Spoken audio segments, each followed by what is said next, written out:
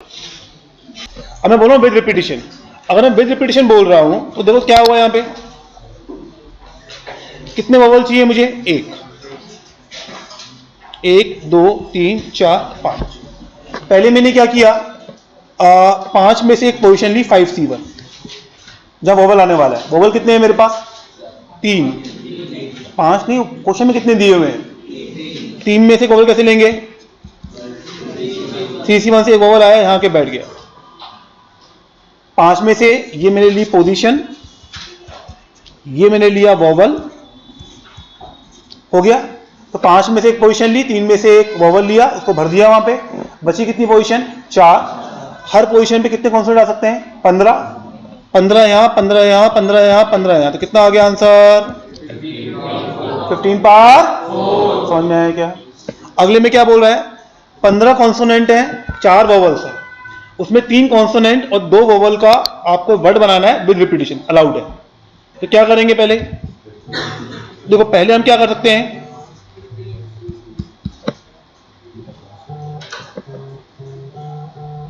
पहले आप क्या करो, 5 में से 2 पोजीशन लो। ये आ गई पोजीशन, ले लिया। मान लो एक पोजीशन ये वाली आ गई, एक ही आ गई। वोवल कितने हैं मेरे पास? यहां देखो, वोवल कितने हैं? तो हर पोजीशन पे वोवल्स बनने के कितने तरीके होंगे?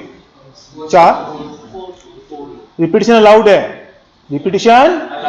तो पहली प्लेस पे 4, दूसरे प्लेस पे भी भर दिए वोवल्स। मान लो यहां ई आ गया, यहां आई आ गया, बचे कितने प्लेस? 3 प्लेस पे कितने कॉन्सोनेंट? रिपीटिशन अलाउड है या नहीं है? आंसर कितना आएगा? 15 पार 15 consonant 4 vowels out of 3 consonant and 2 vowels. Repetition allowed है, बस कंस्ट्रेंट क्या लग गया है? Starting with vowel. तो पहले काम करते हैं, 1 2 3 4, यहां वोवल आना चाहिए। इसको भरने के तरीके, वोवल भर दिया यहां पे। बची कितनी पोजीशन? 4। 4 में से कितने वोवल और आने भी है? 1। तो पहले 4 में से एक पोजीशन ली 4C1, उसमें कितने वोवल आ सकते हैं? 4। रिपीटिशन अलाउड है, रिपीटिशन। मान लो एक ए आ गया, यहां भी ए आ गया। अब कितनी पोजीशन बची? वहां पे क्या आएंगे? कॉन्सोनेंट। कैसे आएंगे? समझ में आया क्या? कोई डाउट है यहां तक?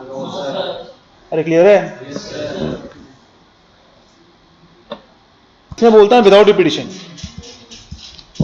सेम क्वेश्चन बस विदाउट रिपीटिशन। तो पहले क्या करते? पहले 4 में से वोवल लेते, 4C1, तो पहले प्लेस पे आ गया। अब बची कितनी पोजीशन? 4। फिर 4 में से एक पोजीशन ली, वहां वोवल रखने का तरीका 3C1। अरे आ गया क्या? बची कितनी पोजीशन? 3। कॉन्सोनेंट कितने बाकी हैं? 15। 15 में 3 कॉन्सोनेंट लिए, 15C3। अरेंजमेंट कैसे करेंगे? समझ में आया क्या? इसमें क्या बोल रहा है, एक बॉय गर्ल B1 G1, जिसमें से ये कुछ है ना, हाँ, particular boy and girl refuse to work together, ये बोल रहा है आपसे। और आपको बोला गया 5 बॉय प्लस 5 गर्ल्स में कितने निकालने हैं आपको? 4 बॉय 3 गर्ल्स, ये आएगा। तो कई मेथड होते हैं इसके। तो मेथड नंबर 1 कि आपने पहले केस बनाओ, आप कि केस क्या बनने वाले हैं, उसके बाद सोचना होता है यहाँ पे कि बॉय 1 को टीम में ले लिया, G1 को नहीं लिया, कॉम्प्लीमेंट का मतलब नहीं लिया, या B1 को नहीं लिया, G1 को ले लिया, या इसको भी नहीं लिया, इसको भी नहीं लिया। ठीक है ना? इसको बोलते हैं positive case approach. Positive case approach, जो केस बन रहे हैं वही काउंट कर रहे हैं आप। ठीक है ना? तो आप मुझे बताओ, B1 को आपने ले लिया, तो B1 तो आके बैठ गया ना अपने पास। टोटल कितने बॉयज लेने थे आपको? 4। 5 थे, 4 लेने थे। B1 तो टीम में आ चुका है, उसका सिलेक्शन नहीं होगा क्योंकि वो तो आके बैठ गया है। बचे कितने बॉयज? 5 में से 4, एक आ चुका है।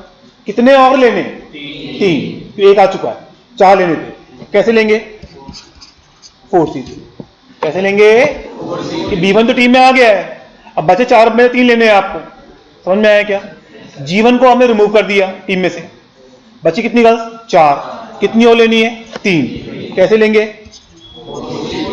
4। समझ में आया क्या? अब 5 बॉयज खड़े हैं यहाँ पे, ये B1 है, इसको बाहर निकाल दिया, बचे कितने बॉयज? 4, कितने लेने? 4, अब एक भी नहीं लिया, कैसे लेंगे? 4C4। समझ में? जीवन टीम में आ गई है, जीवन टीम में आ चुकी है। यहाँ पर कितनी गर्ल्स बची हुई है? वहां पर 4, 3 लेनी थी, 1 ले ली है, कितनी और लेनी है? 2, कैसे लेंगे? समझ में? B1 को टीम में निकाल दिया, इसमें से, ग्रुप में से, बचे कितने बॉयज? 4, कितने और लेने? कैसे लेंगे? जीवन को भी निकाल दिया, बचे कितने? 4 गर्ल्स, कितनी गर्ल्स लेनी है? 4। क्लियर है क्या? मेथड नंबर 2, मेथड नंबर 2 में क्या करते हैं? इसको बोलते हैं नेगेटिव अप्रोच। नेगेटिव अप्रोच, इसमें क्या करेंगे आप? टोटल में से वो माइनस कर देंगे जिसमें B1 G1 साथ में। और वही तो केस अलाउ नहीं है आपको। टोटल केस कितने होंगे? कोई दिमाग मत लगाओ, आप तो बॉयज गर्ल्स का सिलेक्शन कर दो। 5 में से 4, 5 में से 3, 4 बॉयज 3 गर्ल्स ले लिया आपने। इसमें से वो केस माइनस कर दो जिसमें B1 G1 आ गए। अगर B1 टीम में आ गया है तो कितने और बॉयज बचे हैं? 4, कितने और लेने? 3, कितने और लेने? 4C3। जीवन भी टीम में आ गई है, बची कितनी गर्ल्स? कितनी और लेनी है? 3 लेनी थी, 1 आ गई है, कितनी और लेनी है? 2, -4C। सॉल्व कर लो। 26। समझ में आया क्या? In how many ways a team of 6 person can be form from 5 boys and 5 girls such that boys are in majority. इसका मतलब केस क्या बनेंगे? 5 बॉयज 1 गर्ल या 4 बॉयज 2 गर्ल। इसका केस ही नहीं है। तो 5 बॉयज मतलब 5C5 एंड 5C1। यहां आ गया 5C4 इंटू 5C2, ऐड किया 55 में। आप केस बनाना सीखेंगे तभी आप PNC सीख पाएंगे ना। हमें क्या बोले गए? 12 क्वेश्चन है हमारे पास। ये बोल रहा है क्वेश्चन में 4-4, मतलब A पार्ट है, B पार्ट है, C पार्ट है। इसमें 4 क्वेश्चंस हैं, इसमें 4 क्वेश्चंस हैं, इसमें 4 क्वेश्चन। ये बोल रहा है। और वो क्या बोल रहा है? टोटल आपको 5 क्वेश्चन अटेम्प्ट करने हैं, जिससे हर सेक्शन में से कम 1 अटेम्प्ट होना चाहिए। ये हुआ। तो आप एक काम करो, आपने तीनों सेक्शन में से 1-1 अटेम्प्ट कर लिया। किया नहीं है, बस लिख लिया आपने केस बनाने के लिए। समझ में आया क्या? टोटल कितने करने थे आपको? 5। ये 5 करने थे। ये आपने अभी कितने और करने बाकी हैं? 2। तो 2 मान लो आपने सेक्शन A से कर लिए, तो 3, 1, 1। समझ में आया क्या? और इसमें कितने केस बनेंगे? 3, 3, 1, 1, 1, 3, 1 और 1, 1, 3। तो बाद में मैं मल्टीप्लाई कर दूंगा। या 1 यहां से, 1 यहां से, 1 यहां से, मतलब 1-1 और अटेम्प्ट कर दिया मैंने यहां पे। तो 2, 2, 1। इसके भी कितने केस बनेंगे? 3, 2, 2, 1, 2, 1, 2, 1, 2, 2। तो पहले अपन इनके केस निकाल लेते हैं, फिर 3 से क्या कर देंगे? मल्टीप्लाई। तो पहले सेक्शन में कितने करने? 3, 4 में से 3, दूसरे में से 1, तीसरे में से 1। समझ में आया क्या? या पहले में से 2, दूसरे में से 2, तीसरे में से 1, और इसे क्या कर दिया अपन ने? 3 से मल्टीप्लाई। ये आ गया 624। समझ में आया क्या? क्लियर है क्या? अब बात सुनो ध्यान से। मैं बहुत अच्छी चीज सिखाने वाला हूं तुम लोगों को ना। नोट नहीं करना है, सुनते जाओ बात मेरी।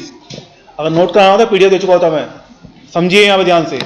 मैं पूरा टाइम ले रहा हूँ, PNC में आराम से करेंगे, जल्दबाजी नहीं है PNC के लिए मुझे। मेथड नंबर 2, हम एक काम करते हैं। सर आपने बोला कि भाई तीनों में से 1-1 करना है आप हमको, तो 4C1, 4C1, 4C1, तीनों में से 1-1 कर लिया। अरे कर लिया क्या? बचे कितने क्वेश्चंस? 9। आपने 3 क्वेश्चन सिलेक्ट करे हैं, 12 क्वेश्चन थे, बचे कितने? और बचे 9 में से क्या करो आप? 2 ले लो। बचे 9 में से हो गया ना? समझ में आया? ये पहले चारों में से तीनों सेक्शन में 1 निकाल लिया, और बचे हुए 9 क्वेश्चन में से 2 निकाल लिया। तो हर सेक्शन में से क्वेश्चन आया नहीं आया? आ गया। इसको निकालना तो ये आ जाएगा 2304। मैच कर रहा है क्या? अब सुनने यहाँ पे क्या हुआ। ये बहुत बड़ा ब्लंडर है ये जो मैंने लिखा है ना आप लोगों को। ये जो अभी कर रहे हैं हम, जो पहला वाला किया वो सही था, पर दूसरा वाला इजी लग रहा है। अब इसमें क्या दिक्कत आ रही है? अब ध्यान समझना मैं क्या कर रहा हूँ यहाँ पे। मान लो पहला सेक्शन है जिसमें 4 क्वेश्चन है, A1, A2, A3, A4। B1 B2 B3 B4, C1 C2 C3 C4। हमने क्या किया, पहले तीनों सेक्शन से एक एक निकाला था मुझे, इसमें से A1, इसमें से B1, इसमें से C1 ले लिया आपने। बचे कितने क्वेश्चन? 9। कितने और लेने थे आपको? 2। मान लो आपने बाद में लिया B2 C2, बाद में क्या लिया? जब पहले वाले में आपने ले लिया A1 B2 C2 और बाद में लिया आपने B1 C1, ये दोनों केस सेम है डिफरेंट है? आप देखो यहां जो 5 क्वेश्चन आ रहे हैं, जो यहाँ 5 क्वेश्चन आ रहे हैं, वो सेम है डिफरेंट है? सेम। वो ग्रुप जो सेट बन रहा है वो सेम है डिफरेंट है? सेम सेट बन रहा है। तो ऐसे कितने केस रिपीट होंगे? बहुत सारे। ऐसे क्या होंगे? बहुत सारे केस रिपीट होंगे। तो इसमें कंसेप्ट क्या बोलता है पीएनसी का, जो बहुत बढ़िया कंसेप्ट है, whenever multiple selection from same group of object is done, it will cause repetition of cases, so it is not allowed। आपने क्या किया, एक बार एक ग्रुप से एक निकाल लिया, फिर एक निकाल लिया, फिर एक निकाल लिया, फिर उसी ग्रुप से बाद में कितने निकाल लिया आपने? 2। तो आपने सिलेक्शन कितनी बार की है? 2 बार। पहले एक निकाला और बचे हुए ग्रुप से कितना निकाला आपने? 2। तो आपने एक ही ग्रुप से सिलेक्शन कितनी बार किया? 2 बार। अलाउड नहीं है। आपको जो सिलेक्शन करना है एक बार में करो, जो सिलेक्शन करना है एक बार। यहाँ देखो जो ऊपर वाला तरीका था, इसलिए मैंने यहाँ पे 1 1 1 लिखा था। सिलेक्शन किए थे क्या? पहले मैंने लिखा 3 1 जो भी निकालना था मैंने एक बार में निकाला, जो भी निकालना था मैंने एक बार में निकाला। अगर मैं चाहता मैं लिख देता 4 C1 4 C1 4 C1, लिखा मैंने यहाँ पे, सिर्फ मैंने ऑन पेपर लिखा कि एक एक में ले रहा हूँ लेकिन निकाल नहीं रहा थी। फिर मैंने बोला कि बाद में 2 और लूंगा मैं, तो 3 1 1। फिर जब लिखने के बाद मैंने एक साथ निकाला, लिखने के बाद मैंने एक साथ, जो भी सिलेक्शन होता है वो क्या होता है? एक साथ होता है। क्या होता है? एक साथ। आप स्टेप्स में सिलेक्शन नहीं कर सकते एक ग्रुप में। याद रखना पीएनसी का बहुत मल्टीपल कंसेप्ट, बहुत अच्छा कंसेप्ट है कि अगर आपने एक ग्रुप में 2 बार सिलेक्शन कर डाला, 100% 100% रिपीटेशन होगी ही होगी, रिपीटेशन ऑफ केसेस होंगे और आप आंसर ढूंढ भी नहीं पाएंगे। तो जो सिलेक्शन करना है वो एक बार। क्या करना है? क्लियर है क्या? अगर मैं बात करूं ग्रैंडफादर की विजिट, वो कितनी होगी? Number of possible ways we can form group of 3 child. जितने तरह से हम 3 चाइल्ड के ग्रुप बना सकते हैं वो हमारे टोटल नंबर ऑफ वेज होंगे ग्रैंडफादर के। वो कितना आएगा? अब तो क्या कर रहा है? 99 में डिवाइड बाई 3 बन गया बस। 100 में से 3 3 के जितने ग्रुप बनेंगे उतनी बार वो जाएगा। तो वो कितनी बार गया? 100। समझ में आया क्या? खत्म। यहां तक क्लियर है क्या? कितने लोगों ने ये सोच लिया था? गुड। अब बात सुनो ध्यान से। अब मैं सेकंड पार्ट की बात कर रहा हूं, चाइल्ड विजिट। चाइल्ड विजिट में देखो बहुत सारे तरीके सोचने के। पीएनसी में सबसे खास बात ये होती है कि पीएनसी मल्टीपल वेज में काम करती है। हो सकता है कि मैं कोई तरीका सिखा रहा हूं, आप उससे छोटा तरीका निकाल लें। पीएनसी में बहुत ऑब्वियस है क्योंकि आप किस डायरेक्शन में सोच रहे हैं, कैसे सोच रहे हैं, ये बहुत मैटर करता है यहाँ पे। तो दे आर मैनी वेज। मैंने क्या बोला? हर चाइल्ड की विजिट तो बराबर ही होंगी। पर चाइल्ड 1 जितनी बार गया चाइल्ड 2 भी उतनी बार ही जाएगा ना। ये तो सिमेट्रिक है यार, तो हर चाइल्ड बराबर बार ही जाएगा ना। तो मैंने बोला चाइल्ड 1 है, ये चाइल्ड 1 है, ये बोला भाई मैं तो जाऊंगा साथ में, वो सीट पे आके बैठ गया। ठीक है, बैठ गया। तो टोटल कितने बच्चे थे? 100 में से एक आके बैठ गया, बच्चे कितने? अब उसके साथ में कितने और बच्चे जाएंगे? कैसे जाएंगे? आंसर, वो तो आके बैठ गया। मैं जितनी बार जा रहा हूं मेरे साथ जितने 2-2 ग्रुप जाएंगे वो मेरा आंसर है। तो वो आके बैठ गया। अब बचे 99 में से जितने 2-2 के ग्रुप बनेंगे, that is the count of the visit of child. समझ में आया क्या? अब और तरीका देखिए आप, मेथड नंबर 2। टोटल विजिट कितनी थी? टोटल विजिट में से मैं काम करूं कि वो विजिट माइनस कर दूं जिसमें C1 नहीं जा रहा, तो बचे हुए में जा रहा होगा ना वो। टोटल कितनी विजिट थी? 100C3। समझ में आया क्या? अब C1 तो नहीं गया। अगर C1 नहीं गया, C1 को हमने मारा तमाशा साइड में बिठा दिया, तू नहीं आएगा। बचे कितने बच्चे? 99। बचे कितने? 99 में से कितने जाएंगे? 3। कैसे जाएंगे? 99 आंसर। कैलकुलेटर सेम ही आएगा ये भी। तो टोटल विजिट में से वो विजिट मैंने माइनस कर दी जिसमें C1 नहीं जा रहा। समझ में आया क्या? यहां तक किसी को डाउट है? क्लियर है यहां तक? मेथड नंबर 3 देखो, और तरीका बताता हूं आपको मैं। Total number of visit of each child. मैंने मान लिया हर चाइल्ड कितनी बार गया? x बार, वही निकालना है मुझे। तो टोटल विजिट्स कितनी हुई? एक बच्चे की x विजिट, एक बच्चे की तो 100 बच्चे की 100x। ये विजिट्स नहीं हुई। मैंने क्या बोला? जितनी बार बच्चे जाएंगे तो उतनी बार वो टिकट्स लेके जाएंगे। जैसे 3 बच्चे गए, मैंने उनको 3 टिकट दे दी, तो हमने क्या बोला कि एक बार जब ग्रैंडफादर गया तो जब वो 3 बच्चों को लेके जा रहा है उन तीनों को एक एक टिकट दे देगा। तो एक बार जब वो गया उसने कितनी टिकट दी? 3। फिर दोबारा नया ग्रुप ले गया, फिर कितनी टिकट दी? 3। फिर अगले ग्रुप में 3। तो एक बच्चे को जितनी बार वो जाएगा उतनी टिकट्स मिलेंगी। तो उसे कितनी टिकट्स मिली? x। वो x बार गया तो 100 बच्चों को कितनी टिकट्स मिली? तो ये मेरे पास क्या आ गई? टोटल टिकट्स जो ग्रैंडफादर ने दी होंगी। समझ में आ रहा है? ये ग्रैंडफादर कितनी बार गया? 100C3। और एक बार में उसने कितनी टिकट्स दी होंगी? 3। तो ये किसके बराबर होना चाहिए? टोटल नंबर ऑफ टिकट्स बच्चे से काउंट करी, फादर से काउंट करी, दोनों क्या होनी चाहिए? बराबर। ग्रैंडफादर गया 100C3 टाइम्स, एक बार में कितनी टिकट दी उसने? 3। तो टोटल नंबर ऑफ टिकट्स कितनी दी उसने? 100C3 into 3। और बच्चों से काउंट किया कितनी आई? वो 100x। दोनों क्या होनी चाहिए? बराबर। तो x की वैल्यू कितनी आ गई? 100C3 into 3/100।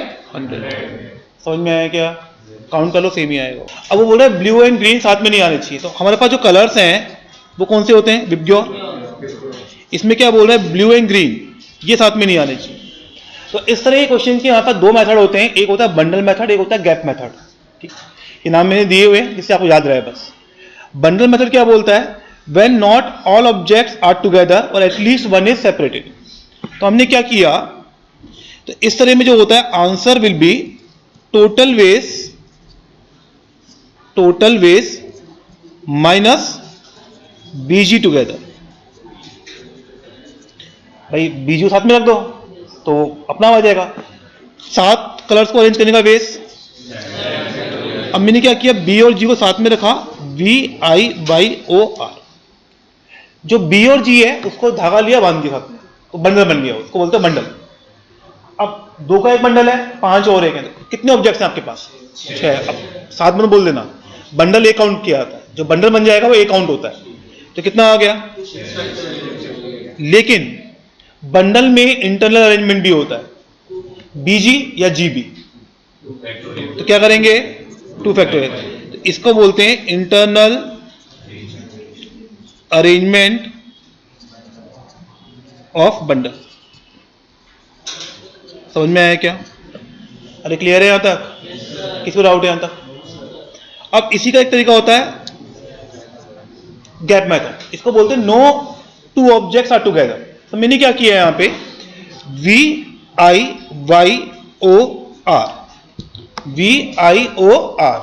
ठीक है ना? इनको अरेंज कर दिया। इन 5 ऑब्जेक्ट्स को अरेंज करने का तरीका कितना होगा मेरे पास? 5 फैक्टोरियल। अब इनके बीच में गैप्स कितने होंगे? 6। आप याद रखना n लीनियर ऑब्जेक्ट्स के बीच में गैप्स कितने होते हैं? n+1 गैप्स होते हैं। कितने होते हैं? हमेशा। 10 ऑब्जेक्ट है 11 गैप, 12 ऑब्जेक्ट है तो 13 गैप। तो 5 ऑब्जेक्ट्स के बीच में कितने गैप हैं? 6। अगर मैं इनको B और G को गैप्स में रखूंगा तो साथ में आ पाएंगे कभी भी? कितने गैप हैं? 6। हमें कितने चाहिए? 2। B और G को सेपरेट करना है ना हम लोगों को, तो 6 में से कितने गैप लेंगे? 2। कैसे लेंगे? 62। ये 6 से 2 जो अपने 62 किया है, इसे अपने क्या किया है? 6 में से 2 गैप्स का सिलेक्शन। क्या उन 2 गैप्स में 2 ऑब्जेक्ट्स को रख दिया क्या हम लोगों ने? अरेंजमेंट नहीं हुआ है अभी। अरेंजमेंट कैसे करेंगे? 62 से हमने क्या किया? सिलेक्शन। और 2 फैक्टोरियल से क्या किया, किंग का अरेंजमेंट बी और जी का, किंग का अरेंजमेंट।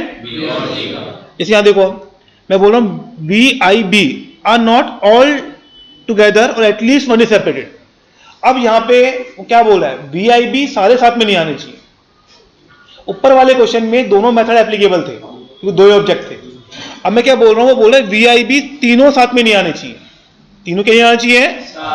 तो हम क्या करेंगे, पहले 7 factorial minus V I B का एक बंडल बनाया, बचे क्या, कितना आएगा, इंटू 3 फैक्टोरियल, क्यों, वी आई बी का अरेंजमेंट। समझ में आया क्या। अब सर इसमें गैप कर सकते हैं क्या, नहीं। इसमें अगर मान लो वी आई एक साथ में आ रहे हैं और बी एक साथ में आ रहा है, अलाउड है। गैप में क्या होता है, कोई भी दो साथ में नहीं आते। गैप में क्या होता है, वी आई बी में से कोई भी दो साथ में नहीं आने चाहिए, it is gap method. Bundle क्या बोलता है, सारे साथ में नहीं आने चाहिए। क्या बोलता है, जैसे मैं बोल रहा हूं 5 बॉयज हैं तो 5 साथ में नहीं आने चाहिए। 4 साथ में आ रहे हैं, एक अलग है, अलाउड है। 3 एक साथ में, 2 एक साथ में, अलाउड है। 3 एक साथ में, एक है, अलाउड है। 2 है, एक है, अलाउड है। लेकिन जब मैं बोल रहा हूं 5 में से कोई भी दो साथ में नहीं आने चाहिए, तो हम क्या यूज करेंगे, गैप। दोबारा बोल रहा हूं, ध्यान सुनो यहां पे। If I am telling you no 2 objects are together, no 2 कोई भी दो साथ में नहीं आने चाहिए, तो क्या मतलब है, गैप। अगर हम बोलो सारे साथ में नहीं आने चाहिए, बंडल। कोई भी दो साथ में नहीं आने चाहिए तो गैप, सारे साथ में नहीं आने चाहिए तो। डिफरेंस समझ में आ रहा है इसका क्या है। सारे साथ में का मतलब क्या होता है, इधर मैं बोल रहा हूं 5 साथ में नहीं आने चाहिए, इधर बोल रहा हूं 5 बॉय और 5 गर्ल्स हैं, इनको अरेंज करो, 5 बॉय साथ में नहीं आने चाहिए। इसका मतलब क्या हुआ, 4 एक आ सकते हैं। अब मैं बोल रहा हूं इनको अरेंज करो, कोई भी दो बॉय साथ में नहीं आने चाहिए, तो सारे अलग अलग होने चाहिए। क्या होने चाहिए, अगर तो क्या बोला अगले में, no 2 V I B are together. अब वो क्या बोल रहा है, गैप मेथड। क्या बोल रहा है, तो पहले जी वाई ओ आर कैसे अरेंज करेंगे, कितने गैप हैं, 5, कितने गैप चाहिए, 3, कैसे लेंगे, अरेंजमेंट कैसे करेंगे। समझ में आया क्या, क्लियर है।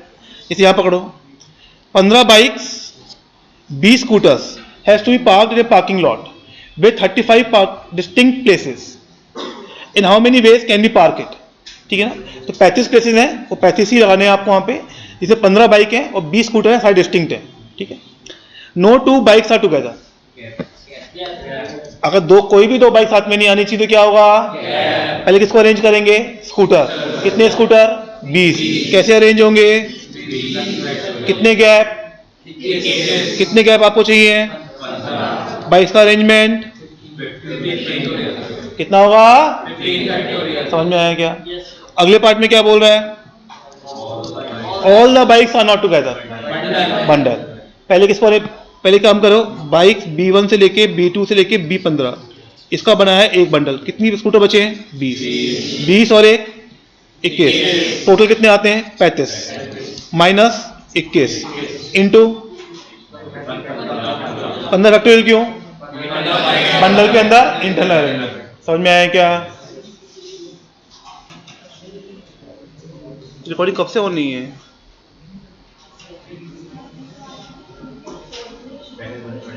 फर्स्ट पार्ट में हुई थी क्या, अब तो ऑन कर दिए। ठीक है, इस वाले में क्या बोल रहा है, दे आर 4 मैरिड कपल्स। तो हमने मान लिया B1 G1, B2 G2, B3 G3 and B4 G4, these are couples. ये 4 बंडल हो गए, इनको अरेंज करने का तरीका। अब यहां पे अरेंजमेंट होगा B1 G1 या G1 B1, तो into 2 factorial into 2 factorial into 2 factorial into 2 factorial. Clear है क्या। वो क्वेश्चन में क्या बोल रहा है, तो 2 तरीके हैं समझने के, ध्यान दीजिए यहाँ पे कि boys and girls are alternate, मल्टीनेट भी करना है ऊपर वाले पार्ट की तरह, और particular boy and girl are never together. मतलब B1 G1 मान लेते हैं, ये साथ में नहीं आने चाहिए। ठीक है, तो हमने क्या किया, तो जो बाकी मेरे पास कौन कौन से हैं, B2 G2, B3 G3 and B4 G4। तो पहला हम क्या करें, टोटल बेस कितने होंगे, इनको अरेंज करके निकाला था मैंने, 4 factorial into 4 factorial into 2, starting with boy starting with girl. तो आंसर क्या होगा?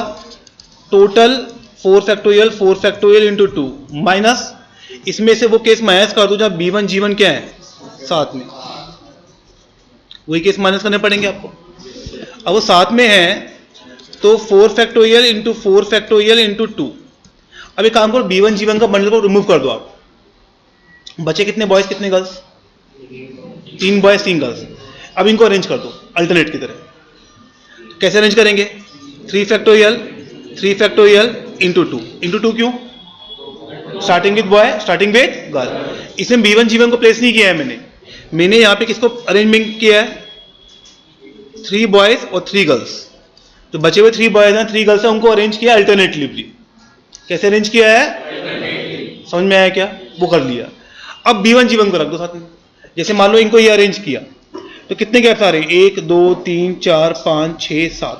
तो B1 G1 को रखने तो ये कितने होंगे? 7। कितने होंगे? आपको ऐसे 2 फैक्टोरियल भी करेंगे क्या? नहीं।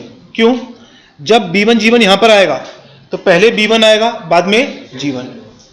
जब यहां पर आएगा तो पहले क्या आएगा? G1 बाद में B1। क्लियर है क्या? समझ में आया? कोई डाउट है? इसे नोट करिए एक बार। Positive approach method number 2। हमने बोला लेट्स सपोज मैं स्टार्टिंग विद गर्ल ले रहा हूं G1, या कोई भी यहां पे गर्ल है मतलब, ठीक है ना? ऐसे मल्टीप्लाई बाय 2 कर दूंगा स्टार्टिंग विद बॉय वाले में। तो यहां पे गर्ल 1 3 4, यहां पे बॉयज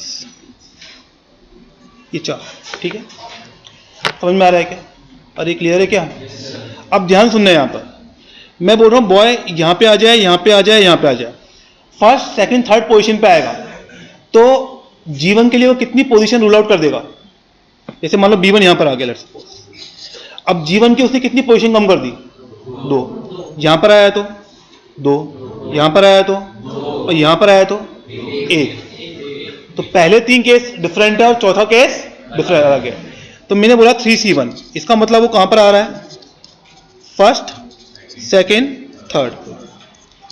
अगर वो यहां पर आ गया तो G1 के बाद कितनी पोजीशन है? 1 2। इस पोजीशन में तो आ नहीं सकती, इस पे भी नहीं आ सकती, तो या तो इस पर आएगी या इस पे आएगी। तो कितनी पोजीशन है उसके बाद? 2 इंटू 2C1। या B1 आ गया लास्ट पे, लास्ट पोजीशन पे, इस वाली पोजीशन पे। अब G1 पर कितनी पोजीशन है? 3C1। ये B1 G1 को प्लेस कर दिया मैंने, अब साथ में नहीं है। अब बचे बॉयज को अरेंज करने का तरीका, बची गर्ल्स को अरेंज करने का तरीका इंटू 2 क्यों? स्टार्ट विथ बॉय और गर्ल। क्लियर है क्या? समझ में आया क्या? ये है हमने पॉजिटिव अप्रोच। हमने बनाया एक n डिजिट का नंबर। आप क्या करो, जो स्टार्टिंग की n-1 डिजिट्स है उनको तो आप ब्लाइंडली भर दो। भर दिया आपने तो हर प्लेस को भरने के तरीके कितने होंगे? 9 into 9 into 9 into 9 up to यहां तक कितना आ गया? भर दिया आपने। अब मुझे बताओ, जब आपने n-1 प्लेसेस भर दिए तो या तो नंबर, भाई 3 की डिविजिबिलिटी क्या होती है? सम ऑफ डिजिट। वो क्या होना चाहिए? 3 का मल्टीपल। तो हो सकता है n-1 प्लेसेस पे जो सम आ रहा हो या तो 3 के आ रहा होगा, सम आ रहा होगा, या क्या आ रहा होगा? या क्या आ रहा होगा? यही पॉसिबिलिटी, 3 पॉसिबिलिटी है मेरे पास। अगर 3 के आ रहा होगा तो मैं भर दूंगा 369 लास्ट वाले प्लेस में। 3 के +1 आ रहा होगा तो, और 3 के +2 आ रहा होगा तो 25814। तो हमेशा लास्ट वाले प्लेस को भरने के तरीके कितने होंगे मेरे पास? 3 ही होंगे, या तो ये 3 या ये 3 या खत्म आंसर। तो आपको क्या करना है, केवल पहले n-1 प्लेस भरने हैं, उसके बाद जो लास्ट प्लेस है तो ऑटोमेटिकली 3 तरह से भरेगा हमेशा। कितने भरेगा? समझ में आया क्या? मान लो क्वेश्चन लेते हैं अपन यहां पर, एक सेट है कोई A 1 2 3 से लेके 100। If 3 numbers are selected and added, then total cases if sum is divisible by 3। कैसे करते हैं इसको? करने का सेम तरीका, ऊपर वाला तरीका। आप क्या करो, हमेशा ऐसे जब दिए हुए हों आपको हमेशा 3 सेट बनाने पड़ेंगे। एक काम करता हूँ, इसको थोड़ा सिंपल करने के लिए इसको 99 कर लेता हूँ, थोड़ा इजी हो जाएगा काम आपका। 100 से भी हो जाएगा लेकिन 99 थोड़ा कैलकुलेशन इजी हो जाएगी। आप मुझे बताओ 3K वाले नंबर्स कौन कौन से हैं? 3, 6, 9 से लेके 99 कितने नंबर हैं? 33। 3K + 1 वाले 1, 4, 7 से लेके 97 कितने आ गए? 33। 3K + 2 वाले 2, 5, 8 से लेके 98 कितने आ गए? 33। समझ में आया क्या? अगर मैं 100 तक ले लेता तो 3K + वाले कितने होते? 34। तो इतना अंतर आता बस। समझ में आया क्या? अब मेरे को बोल रहा है 3 का सम किससे मल्टी होना चाहिए? डिविजिबल 3 से। वो एक ही पॉसिबिलिटी है क्या? ऑल 3 फ्रॉम, या तीनों 3K से आ जाएं, या 3K + 1 से आ जाएं, या 3K + 2 से। तीनों आ जाए पहले सेट से, तीनों आ जाए दूसरे सेट से, या तीनों आ जाए इस सेट से, या एक case 1 from each. 1 from 3K + 3K + 1 + 3K + 2 सम कितना आएगा? 3K। अरे आएगा नहीं आएगा? तो तीनों में से 33C3 ये कितनी बार आएगा? 3 बार। या तीनों में से 33C1, 33C1, 33C1 तीनों में से एक ही निकाल लो आप, तो भी क्या आएगा? सेम, 3 का मल्टीपल ही आएगा।